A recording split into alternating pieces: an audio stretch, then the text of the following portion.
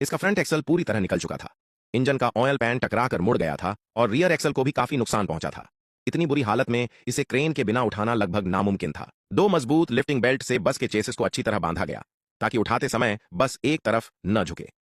जैसे ही क्रेन ने धीरे धीरे वजन उठाना शुरू किया, दुर्घटनाग्रस्त बस भी जमीन से ऊपर उठने लगी।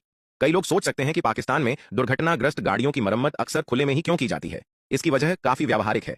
यहाँ कई बसें काफी पुरानी हैं और उनमें बदलाव व ओवरलोडिंग भी आम है, जो भारी वाहनों की दुर्घटनाओं का बड़ा कारण बनता है। ऊपर से टो करने का खर्च भी काफी ज्यादा है। इसलिए स्थानीय मैकेनिकों ने कम खर्च में मौके पर ही गाड़ी ठीक करने के तरीके विकसित कर लिए हैं। ध्यान से देखें, लीफ स्प्रिंग पूरी तरह टूट चुकी थी और यही इस मरम्मत की सबसे बड़ी चुनौती थी। अच्छी बात यह थी कि मुख्य चेसिस में ज्यादा टेढ़ापन नहीं आया था और इंजन को भी सिर्फ नीचे से चोट लगी थी। अंदर कोई बड़ी खराबी फिलहाल नजर नहीं आई, लेकिन लीफ स्प्रिंग का एक हिस्सा बुरी तरह टूट चुका था। स्प्रिंग का हैंगर भी टक्कर के जोर से चेसिस से उखड़ गया था, इसलिए इस तरफ नया हैंगर लगाना पड़ा। वहीं दूसरी तरफ हैंगर सही था, सिर्फ उसके फिक्सिंग बोल्ट टूटे हुए थे।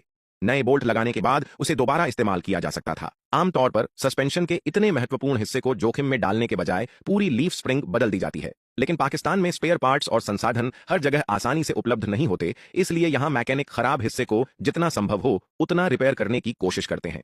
मैकेनिक ने पूरी लीफ स्प्रिंग बदलने के बजाय टूटे हुए हिस्से को वेल्ड करके ठीक करना शुरू किया। सच कहें तो इस तरीके में सुरक्षा का जोखिम जरूर है, क्योंकि लीफ स्प्रिंग लगातार बस के वजन और सड़क के झटकों का भार सहती है। सिर्फ वेल्डिंग से उसे फैक्ट्री जैसी मजबूती देना मुश्किल होता है। इसीलिए वेल्डिंग के बाद मैकेनिक ने एक मोटी स्टील प्लेट काटकर अतिरिक्त मजबूती दी। देखने में यह तरीका भले ही साधारण लगे, लेकिन इसमें स्थानीय मैकेनिक का अपना अनुभव और तरीका साफ नजर आता है। हालांकि यह मरम्मत कितने समय तक चलेगी, इसकी कोई गारंटी नहीं दी जा सकती। वेल्डिंग पूरी होने के बाद सतह को घिसकर समतल किया गया और फिर लीफ स्प्रिंग को प्रेस मशीन पर रखकर दोबारा सही आकार में लाया गया। काम पूरा होने के बाद मैकेनिक भी अपनी मेहनत देखकर खुश हो गया। बाकी लीफ स्प्रिंग्स को भी एक एक करके जांचा गया और सही पाए जाने के बाद उन्हें दोबारा लगाने की तैयारी शुरू हुई। स्प्रिंग और हैंगर को पिन और बोल्ट की मदद से जोड़ा गया। यहां किसी हाईटेक मशीन से ज्यादा मैकेनिक के वर्षों के अनुभव पर भरोसा किया गया। जांच के दौरान पता चला कि फ्रंट एक्सल भी मुड़ चुका था, इसलिए टायर और दूसरे जुड़े हुए हिस्से निकालने के बाद आखिरकार पूरा फ्रंट एक्सल बदलने का फैसला किया गया। मैकेनिक दिन से रात और फिर रात से सुबह तक लगातार काम करता रहा। धीरे धीरे जो बस सड़क पर पड़ी थी वह फिर से अपने पहियों पर खड़ी हो गई। इसके बाद टक्कर से दबे इंजन के ऑयल पैन को हटाया गया। अच्छी बात यह थी कि खोलकर जांच करने पर इंजन के अंदर के मुख्य हिस्सों को कोई बड़ा न